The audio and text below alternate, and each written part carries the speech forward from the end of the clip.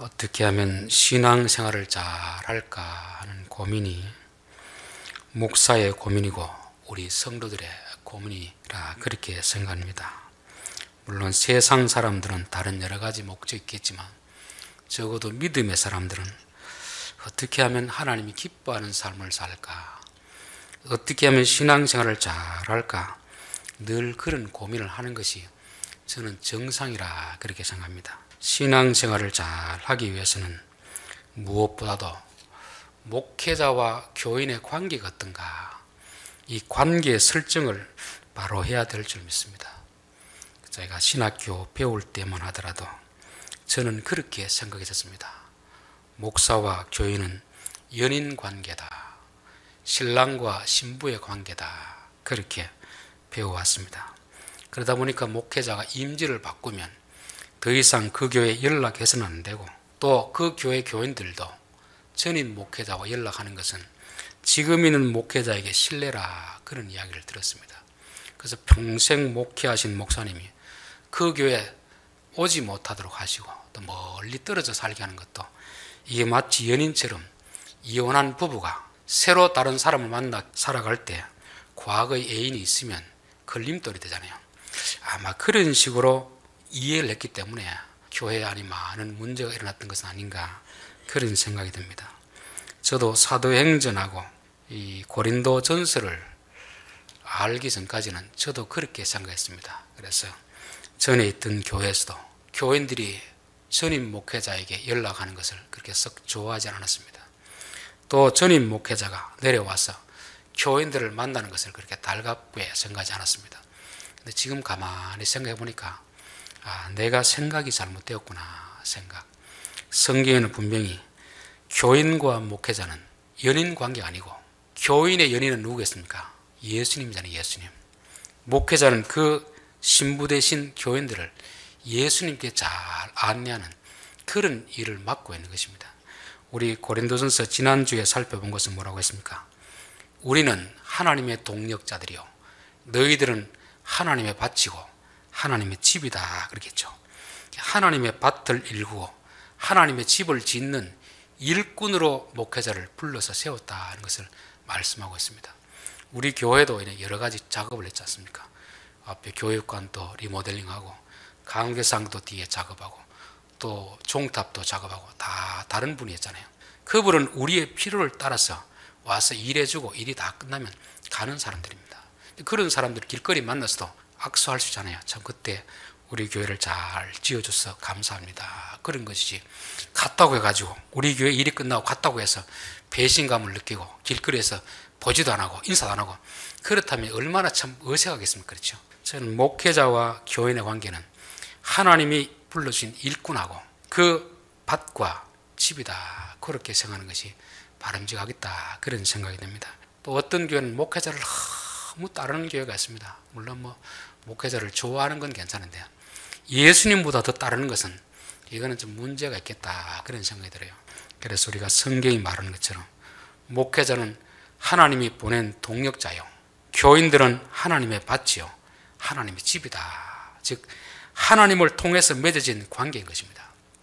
그래서 목사는 교인들을 바라볼 때 하나님의 밭이구나, 잘 일구어야지, 잘 가꾸어서 좋은 열매가 맺도록 해야지, 하나님의 집이구나, 그러니까 좋은 하나님이 살 수 있는 집으로 만들어 가야지, 그런 생각을 하고, 또 교인들은 목회자를 볼 때 하나님이 우리의 일을 위해서 보내는 분이구나, 그래서 서로 존중하면 되는 거지, 어떤 특정 대상 위에 군림하고 영웅시받고, 이것은 성경이 말하는 관계가 아니라는 것입니다. 그리고 또 교인들을 어떻게 보냐, 교인, 우리는 어떤 존재인가를 지금 말씀하고 있는데, 앞에서는 하나님의 밭이다, 그리고 두 번째는 하나님의 집이다 되어 있고, 오늘은 하나님의 성전이다, 이렇게 됐습니다. 그러니까 내 스스로 내 밭이 아니고 누구의 밭입니까? 나는 하나님의 밭이다, 나는 하나님의 집이다, 나는 하나님의 성전이다, 하나님께 구별된 그런 존재라는 것을 우리가 인식할 필요가 있습니다. 그러니까 내 밭에는 내 마음대로 심고 싶은 거 심지만 주인이 따로 있는 밭에는 뭘 심어야 되겠습니까? 주인이 심고 싶은 걸 심어야 되잖아요.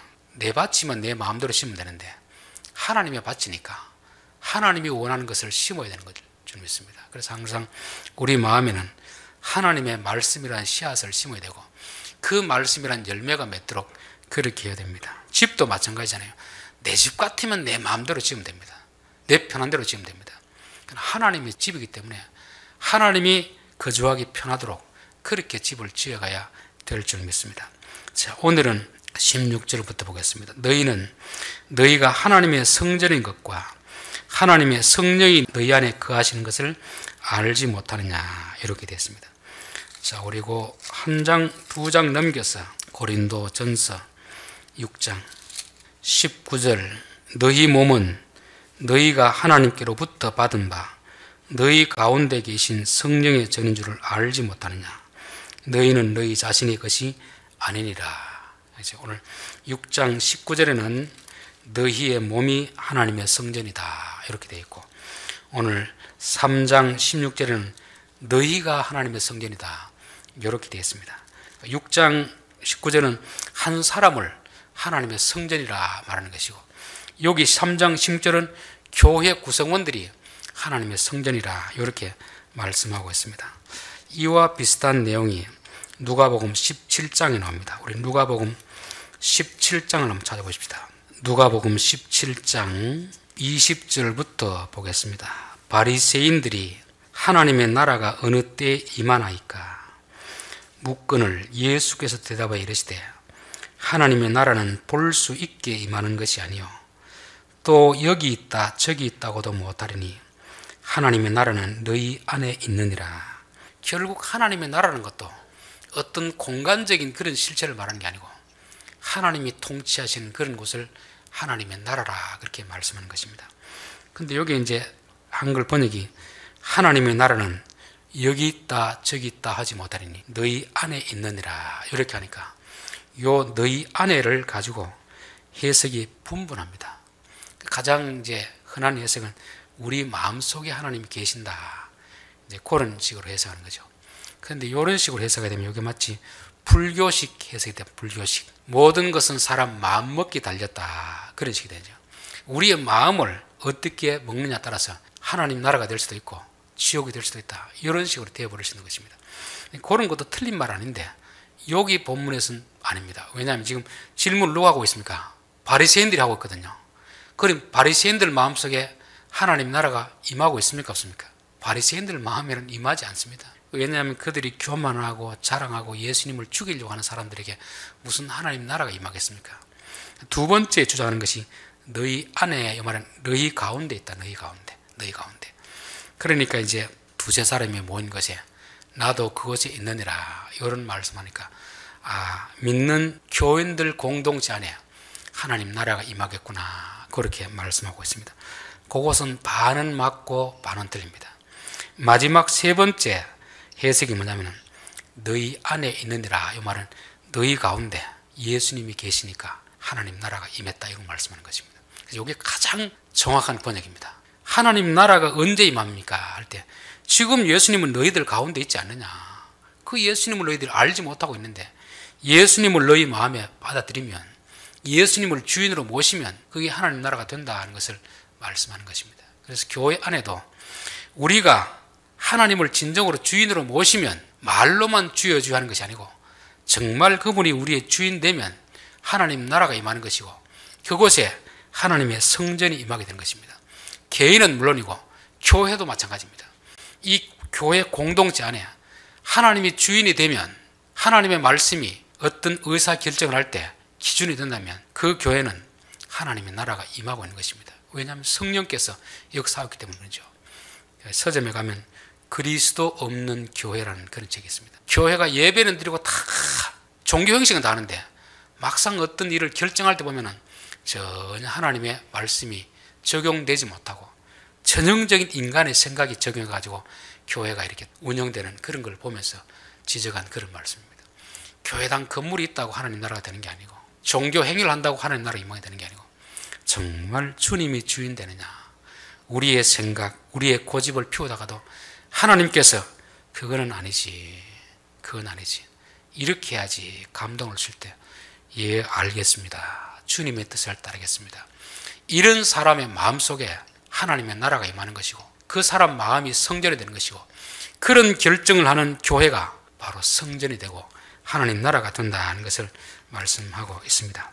그래서 하나님 나라는 죽어서 가는 저 먼 곳에 있는 그런 미지의 세계가 아니고 오늘 이 땅에서도 하나님을 주인으로 진정으로 인정하는 사람들의 마음속에 공동체 속에 하나님의 나라는 임하는 것이고 하나님이 임하는 그것이 바로 성전이 되는 것을 말씀하고 있습니다. 자, 17절 누구든지 하나님의 성전을 더럽히며 하나님이 그 사람을 멸하시리라. 하나님의 성전은 거룩하니 너희도 그러하니라. 이렇게 됐습니다. 하나님의 성전을 더럽힌다는 것은 하나님의 성전을 파괴하다, 파멸하다, 부패시키다, 못쓰게 만들다 이런 뜻입니다. 그러니까 이걸 개인적으로 차원을 봤을 때는 우리 마음속에 믿음을 파괴시키고 하나님과 관계를 자꾸 멀어지게 하는 이런 잘못된 생각들이 들어오면 우리 마음의 성전이 무너지게 되는 것입니다. 그래서 오늘 6장에 보면은 음행하는 자는 하나님이 하지 말라는 것을 계속하면 어떻게 됩니까? 하나님이 그곳에 거할 수가 없잖아요. 그러니까 성전을 파괴하는 그런 일이 되는 것입니다. 그리고 개인적으로는 그런 것이고 우리 교회 구성원들이 하나님의 성전이라고 했을 때는 교인들을 자꾸 실족해 하고 교회를 쪼개고 교회를 분란시키는 것이 바로 성전을 파괴하는 것이고 이것은 하나님께서 용서하지 않겠다는 것을 말씀하고 있습니다. 참 대단히 무서운 말씀 아닙니까? 그래서 저는 세상 사람들 중에서도 자꾸 교회를 핍박해가지고 교회를 자꾸 분쟁케 하는 그런 게 있습니다. 뭐 뉴스라든지 이런 데 보면 물론 교회에 잘못된 것이 있을 수 있습니다. 뭐 그런 거 드러내는 게 괜찮은데 그 드러내는 목적이 교회를 바로잡기 위해서 드러내는 게 아니고 교회를 분쟁케 해가지고 교회를 뿔뿔이 흩어버리려고 교회를 없애려고 그런 의도를 가지고 보도한다면 하나님은 분명히 그들을 심판하시리라 그렇게 하나님 경고하고 있습니다. 이거는 교회 밖의 세력뿐만 아니고 교회 안에서도 마찬가지입니다. 참 험담을 하고 분쟁시키고 이런 일들은 이거는 분명히 하나님이 아주 싫어하는 것이고 누구든지 하나님의 성전을 더럽히면 하나님이 그 사람을 멸하시리라 그런 것입니다. 그래서 우리는 절대 교인들을 실족해서 안 되고 자꾸 교회를 분쟁케 하고 분란케 하는 일들은 안 하려고 늘 몸부림을 쳐야 됩니다. 교회들이 자꾸 싸워서 교회들이 뿔뿔이 다 흩어져 버리는 것은 결국 교회를 분쟁케 하는 거 무너뜨리는 일이거든요. 그런데 그게 얼마나 무서운 죄인지를 사람들이 잘 모르고 있습니다. 하나님은 교회를 특별히 아끼기 때문에 교회가 분쟁케 되는 것도 원하지 않고 교회를 분란시키는 것도 원치를 않습니다. 보통 반대하다, 반역하다 이런 것들이 뭐냐면 사탄이라고 사탄, 참소하고 고소하고 이런 일이 바로 사탄의 하는 일입니다. 우리가 만약 그런 일에 쓰임받는다면 나도 모르게 나는 지금 누구의 종이 되고 있는 겁니까? 마귀의 종노릇하고 있는 마귀의 종노릇. 성령님은 보혜사라는 것은 무슨 뜻이냐면 옆에서 도와주는 분입니다. 교인들의 마음을 하나로 이렇게 해주는 거죠. 서로 나누어졌던 마음을 하나로 해주고 합평케 하시는 분이 성령님 하신 일이다. 성경은 그렇게 말씀하고 있습니다. 실수로라도 교회를 분쟁케 하고 교회를 자꾸 나누고 찢는 일에 우리가 앞장서지 않아야 됩니다. 혹시라도 그곳에 발을 디뎌놨다고 하면 빨리 발을 빼는 것이 우리가 참 안전한 그런 길이다 믿고 우리는 항상 찢어진 교회를 하나 되게 하고 싸매게 하고 서로 위로 세워주고 이런 일을 하는 것이 하나님이 하신 일이다 하는 것입니다. 그러면서 하나님의 성전은 거룩하니 너희도 그러하리라. 너희도 거룩하리라 이렇게 되었습니다.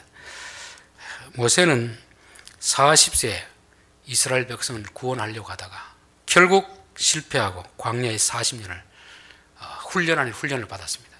그리고 80이 되었을 때 하나님 앞에 부름받아가지고 이스라엘 백성을 광야에서 이끌고 가나안으로 가는 그 중책을 맡았습니다. 그러나 마지막 시점에서 치명적인 실수를 합니다. 그 실수가 뭐냐면 바로 이스라엘 백성들이 물을 내주는데 하나님은 반석을 명하여 물을 내라 했습니다. 그런데 모세는 반석을 2번이나 치면서 성질을 냈습니다. 이 반역하는 놈들아 내가 너희들이 물을 줄게. 물은 나오는데 그 자리에서 하나님이 뭐라고 하냐면 너 왜 내 앞에서 나의 거룩함을 드러내지 아니하였느냐? 왜 네 성질을 내느냐? 너는 오가나 때문에 가나안 땅에 들어가지 못하리라 했습니다. 이건 구원받고 안 받고 그런 문제가 아니고 하나님이 지도자들에게 무엇을 중요하게 여기는지 그걸 보여주는 것입니다. 그래서 저는 개인적으로 목사가 되고 나서 참 후회스러운 게 뭐냐면 성질 낸 것입니다. 성질 낸 게 두 번 낸 게 있는데 그때 제 느낌이 뭐냐면 내가 목회자가 되고 10년 동안 나름대로는 정말 믿음으로 살려고 몸부림쳤는데 한 번 성질 내고 나니까 그 10년 동안 했던 게 하나님 보시기에 다 무너진 것 같더라고요. 이때 참아야 되는데. 그래서 두 번을 하고 나서 내가 더 이상은 내가 목사로 있는 한 교인들하고 어떤 문제가 있더라도 화는 안 내야 되겠다. 왜냐하면 40년 일한 모세가 하나님의 거룩함을 나타내야 되는데 자기 성질을 나타내니까 너 그것 때문에는 가나안에 못 들어간다. 그래서 이 하나님 참으로 이걸 중요하게 여기는구나. 여기 말하면 바로 그런 너희 성전은 거룩하니 너희도 거룩할지니라. 그래서 우리 성도들은 아무리 화난 일이 있어도 화를 내면 안 됩니다. 교인들에게 화를 내면 안 됩니다. 우리는 상대방에게 막 성질을 사지만 하나님은 그렇게 안 보거든요. 하나님은 여전히 그 교인들을 사랑하는데 우리의 기준을 가지고 화를 낸다면 하나님이 얼마나 싫어하겠습니까? 13절 아무도 자신을 속이지 말라. 너희 중에 누구든지 이 세상에서 지혜 있는 줄로 생각하거든 어리석은 자가 되라. 그리하여야 지혜로운 자가 되리라 되었습니다. 아무도 자기를 속이지 말라. 아무도. 사람들은 창세기부터 마귀에게 속았습니다. 어떻게 속았겠습니까? 선악과를 먹으면 하나님처럼 되겠다. 그 거짓에 속았잖아요. 우리는 그 선악과를 먹은 아담의 후손들입니다. 그러니까 우리 속에는 착각이 있습니다. 착각. 그게 뭐냐면 나는 어렵고 다른 사람은 불의하다고 생각하는 것입니다. 나는 똑똑하고 다른 사람은 어리석다고 생각하는 것입니다. 이 착각이 아마 모든 사람에게 다 있으리라 믿습니다. 저에게도 있고 여러분에게도 있습니다. 내가 보기엔 다 나는 옳고 다른 사람은 다 틀렸다고 생각하는 이런 착각에 빠져 있습니다. 그렇기 때문에 너희 스스로 자신을 속이지 말라. 즉 마귀의 게임에 빠져서 속지 말라는 것이잖아요. 마태복음 7장 1절에 보면 비판을 받지 아니하려거든 비판하지 말라. 너희가 비판하는 그 비판으로 너희가 비판을 받을 것이요 너희가 헤아리는 그 헤아림으로 너희가 헤아림을 받을 것이니라. 어찌하여 형제의 눈 속에 있는 티는 보고 내 눈 속에 있는 들보는 깨닫지 못하느냐. 남의 잘못을 지적하는 사람은 형제에게 티 조그마한 거 아닙니까? 그거는 보는데 자기 눈에 들보는 못 본다는 것입니다. 들보는 이게 옛날 집의 기둥이니까 이 티와 들보는 비교가 안 되는 것입니다. 근데 사람은 불행하게도 자기의 잘못은 깨닫지 못하고 남의 잘못은 잘 보는 것입니다. 그게 자기가 스스로 속고 있는 것입니다. 인간의 눈은 참 구조상 그렇게 됐습니다. 남의 잘못은 잘 보이는데 내 얼굴에 뭐 묻어있는 거 보입니까? 안 보입니까? 내 얼굴에는 뭐가 묻었는지 안 보입니다. 특별히 식사하고 나서는 뭐가 이게 좀 풀에 묻을 수 있거든요. 근데 그것도 모르고 막 돌아다닙니다. 옆에 누가 아이고 묻어서 떼주면 괜찮은데 그걸 또 떼주기도 좀 민망하니까 자기가 거울을 봐야 되는데 안 보면 그렇습니다. 그래서 우리는 항상 거울을 봐야 내 모습을 볼 수 있습니다. 성경이 우리의 거울 아닙니까? 설교 시간이 거울을 보는 시간 아닙니까? 평상시는 내가 스스로 어렵다고 생각하고 내가 옳다고 생각하는데 성경 말씀 앞에 딱 서면 내게도 이런 면이 있었구나. 상대방을 욕할 게 아니구나. 상대방에 있는 죄는 그야말로 티끌 같은데 내 안은 이런 죄가 있는데 내가 감히 어떻게 다른 사람을 비난할 수 있단 말인가. 그렇게 깨닫는 것이 이게 지혜롭다는 것입니다. 바울도 인생 말년에 가서는 나는 죄인 중에 개수라.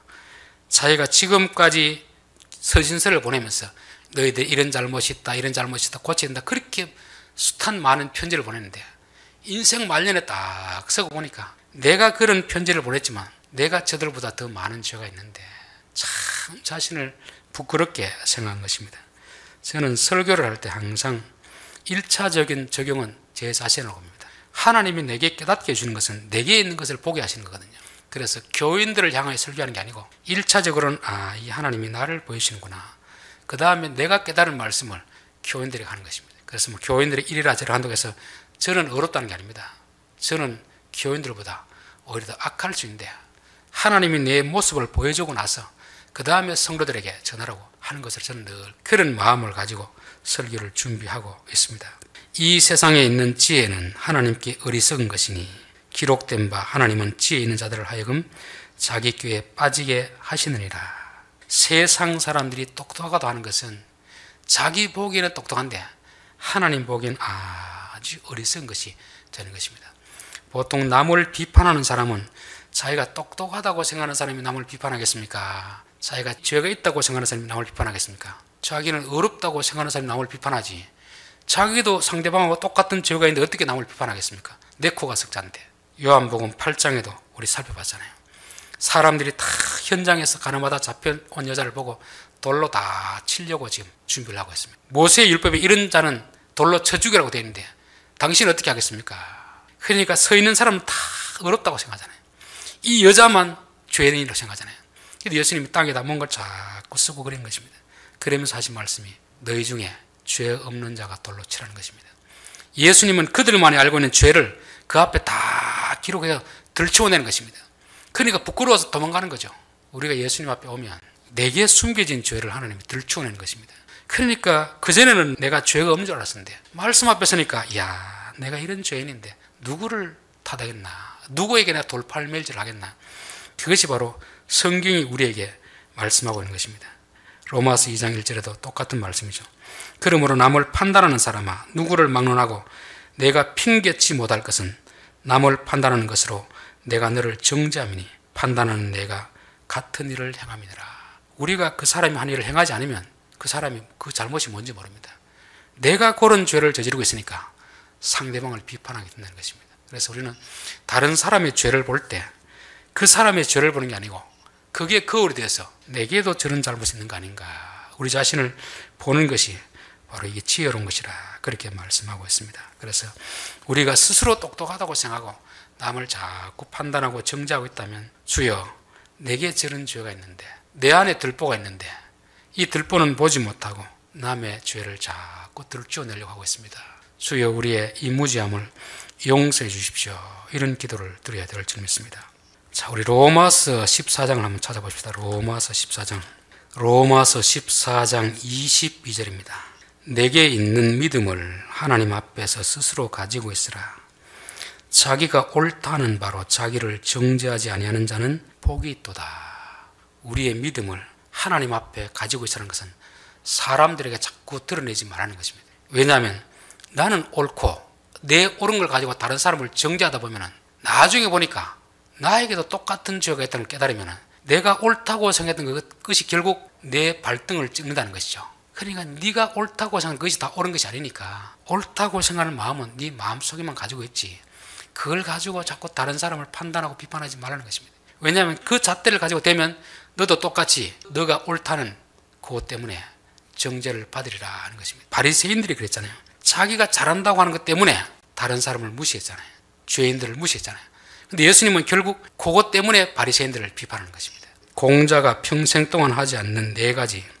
첫 번째, 무슨 일이든지 확실하지 않는데도 지레짐작으로 단정을 내리는 의.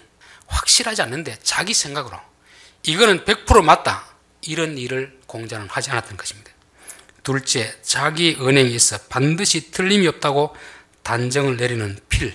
남들은 뭐라든 내가 하는 행동은 반드시 맞다고 생각하잖아요. 이게 착각 아닙니까? 그렇죠. 세 번째, 자기 의견이 옳다고 고집하는 고. 내 생각은 다 옳다고 생각하는 거잖아요. 마지막 4번째, 매사에 자기만을 위한 아. 자기의 유익만을 생각하는 아. 이게 공자가 평생 동안 하지 않았던 4가지라고 보여집니다. 이게 다 성경에 있는 말씀 아닙니까? 너의 믿음을 하나님 앞에 가지고 있지, 그것을 가지고 사람들을 판단하고 정죄하면 너가 옳다는 것으로 너가 정죄를 받을 것이다. 그러니까 네가 옳다고 생각하더라도 그 기준을 가지고 다른 사람을 판단하지 마라. 너의 생각이 틀릴 수가 있으니까 가만히 가지고 있으면 네가 정죄를 안 받을 텐데, 네가 가진 그 기준을 가지고 남을 판단하면 그 기준을 가지고 너가 틀렸다고 정죄받을 때 얼마나 부끄럽겠느냐, 그런 것입니다. 하만이 모르드게를 달기 위해서 장대를 준비했는데 결국 그 장대에 누가 매입니까? 자기가 매잖아요. 자기가. 그렇죠. 이게 인간이 스스로 똑똑하다고 하는 것에서 나온 것입니다. 그래서 성경은 우리에게 너희는 차라리 어리석은 자가 되라. 어리석은 자. 이 말은 바보가 되라는 말이 아닙니다. 좀 겸손해지라는 겸손. 그렇죠. 교만하지 말라는 거잖아요. 내가 다 안다고 생각하지 말고, 나만 옳다고 생각하지 말고, 내 생각은 100% 맞다고 생각하지 말고, 내 생각도 틀릴 수가 있고, 내가 지금 판단하는 것도 잘못될 수 있고, 항상 그것을 열어놓고 해야지. 마치 내가 신인 것처럼 내가 다 알고 나만 똑똑하고 내가 판단하는 다 옳다고 하는 그런 것을 하지 말라는 것입니다. 자, 21절, 그런즉 누구든지 사람을 자랑하지 말라. 만물이 다 너희 것입니다. 여기서 지금 고린도 교회가 성전을 파괴하고 있는 일이 하나 뭐냐면 바로 나는 바울파다, 아볼로파다, 베드로파다 그렇게 한 것입니다. 그러니까 아볼로파다고 생각하는 사람은 아볼로가 최고라고 생각할 거 아닙니까? 그래도 역시 목사는 말투가 표준어를 써야지. 바울처럼 뭐 버벅버벅대고 이러면 안 된다는 것입니다. 그런데 어떤 사람은 그래도 우리의 교회를 개척한 사람이 바울이니까 우리는 바울을 따라가야 된다. 어떤 사람은 그래도 베드로처럼 좀 용감하고 큰 소리 치고 막 이런 사람이 목회자로 되어야지. 각자 다 옳다고 생각하는 것입니다. 그런데 문제는 아볼로를 제일 낫다고 생각하는 사람은 바울이나 베드로를 따라가는 사람은 어떻게 하겠습니까? 저 바보 같은 사람들 그렇게 할 거 아닙니까? 자기 생각이 다 옳으니까. 자기가 좋아하는 사람을 최고 낫다고 하니까 다른 사람들은 다 바보 만드는 것입니다. 그러니까 이게 교회를 무너뜨리는 게 되는 거죠. 저는 뭐 개인적으로 누구를 좋아할 수는 있습니다. 그러나 좋아하더라도 그게 기준이 돼가지고 다른 사람들을 무시하게 된다면 이거는 교회를 불나게 하는 원인이 된다. 그렇게 말씀드리겠습니다. 사무엘상 16장 7절에 보면은 여인들이 뛰놀며 창호하여 가로되 사울의 죽인 자는 천천히요 다윗은 만만히로다. 이들은 조금도 악의가 없이 다윗을 칭찬한다고 했습니다. 그런데 거기에 누굴 끌어들입니까? 사울을 끌어들이는 거죠. 듣는 다윗은 기분 좋을지 모르지만 비교당하는 사울은 엄청 기분 나쁜 것입니다. 그래가지고 그때부터 사울이 다윗을 죽이려고 쫓아다닌 거 아닙니까? 말 한마디가 칭찬한다고 했는데 나는 아볼로파다, 나는 바울로파다, 나는 베드로파다 이렇게 했는데 그 이면 속에는 다른 사람을 무시하는 게 있는 것입니다. 그 앞에 사람도 무시하고 그들을 좋아하는 사람도 무시하는 것이 되는 거죠. 그러니까 교회가 뿔뿔이 쪼개져 버리잖아요. 이게 바로 교회를 무너뜨리는 죄입니다. 그래서 우리는 항상 어떤 사람은 좋아하는까지는 좋습니다. 그러나 그 사람만이 최고다 이렇게 하면 다른 사람은 다 바보 만들어 버립니다. 또 그 사람도 바보 만들지만 그 사람을 좋아하는 사람까지 다 바보 만들어 버리잖아요. 우리는 항상 겸손하게 사람을 자랑하지 말라. 자랑. 누가 최고다 이렇게 자랑하지 말라는 것입니다. 다 하나님 필요에 따라서 쓰시는 일꾼일 뿐이지 역할에 다를 뿐이지 누가 최고고 누가 최하고 이런 게 없다는 것입니다. 그러면서 바울이나 아볼로나 게바나 다 세계나 생명이나 사망이나 지금 것이나 장래 것이나 다 너희의 것이니라. 너희의 것이니라. 23절 너희는 그리스도의 것이요 그리스도는 하나님의 것이니라. 이렇게 되었습니다. 제가 목회자 후보생들 면접 볼 때 물어봤습니다. 목사가 중요합니까? 교인이 중요합니까? 물으니까 질문의 의도를 잘 이해를 못 하더라고요. 그래서 목사가 되려고 하는데 목사를 위해서 교회가 필요합니까? 교회를 위해서 목사가 필요합니까? 하니까 명확히 질문을 잘 대답하지 못하는 것 같더라고요. 그래서 목사가 될 때 여기에 대한 바른 인식이 있어야 된다. 목사를 위해서 교인이 필요한 게 아니고 교인을 위해서 목사가 필요한 것이다. 이 생각이 목사가 되는 사람에게 다른 어떤 것보다도 더 중요하다고 생각했기 때문에 저는 그런 질문을 했습니다. 여러분, 성도를 위해서 목사가 있는 것이지 목사를 위해서 성도가 있는 거 아닙니다. 또 성도는 성도 자신을 위해서 있는 게 아니고 그리스도를 위해서 있는 것입니다. 그리스도를. 나를 위해서 내가 존재하는 것이 아니고 그리스도를 위해서 내가 존재하는 것입니다. 이 부분만 명확히 되면 아마 교회에서 일어나는 많은 분쟁들은 해소될 것이라 믿습니다. 이 주객이 전도되기 때문에 교회는 분쟁이 많이 일어나잖아요. 대부분의 목사님들은 저와 같은 생각을 가지겠지만 일부 목회자는 자기를 위해서 교인이 존재한다고 생각하는 것입니다. 그래서 교인들을 자꾸 이용하려는 사람이 있잖아요. 그러면 교회는 이제 분란이 빠지는 것입니다.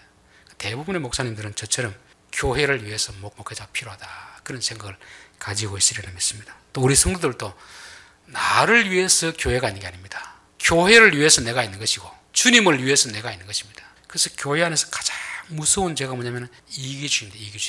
이기주의. 이기주의로 인해서 결국은 에덴 동산에 쫓겨나잖아요. 자기만을 위해서 교회가 존재해야 되는 것처럼 자기를 위해서 하나님이 존재해야 되는 것처럼 그런 생각을 가지고 있으니까 이게 선악과를 모은 거 아닙니까? 그래서 교인들도 나를 위해서 이 교회가 존재하는 게 아니고 이 교회를 위해서 내가 존재하는 것이다. 주님을 위해서 내가 존재하는 것이다. 그 마음을 가지고 있어야 될 줄 믿습니다. 그리스도는 하나님의 것이니라.